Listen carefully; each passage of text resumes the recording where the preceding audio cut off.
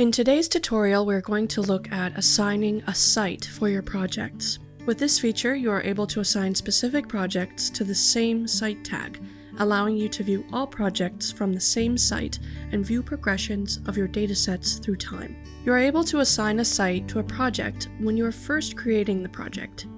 When you are asked to name your project, you can click on the three buttons to the right and name your site. In this case, we are looking at a road construction site. We will name it Ulri Road Construction. We can then continue to process our project like normal. Now when we are in the project, it has the same site name that we gave.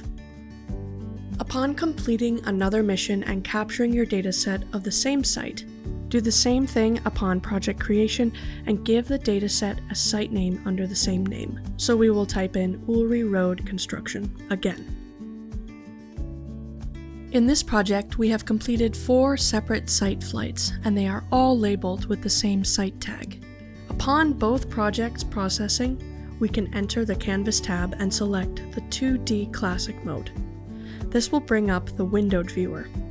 We can then open up the Site mode. Here you are able to see the timeline of your projects for the site and select to view the main project, side by side, which will compare the projects, or composite view, which will mesh your orthomosaics together. This is currently the only way that you are able to compare projects within the program. Otherwise, you can export the orthomosaics and compare and contrast or edit them as needed in a third-party software. The new sites feature is currently in development, but in the future will allow you to see a larger timeline overview and overlay of your projects.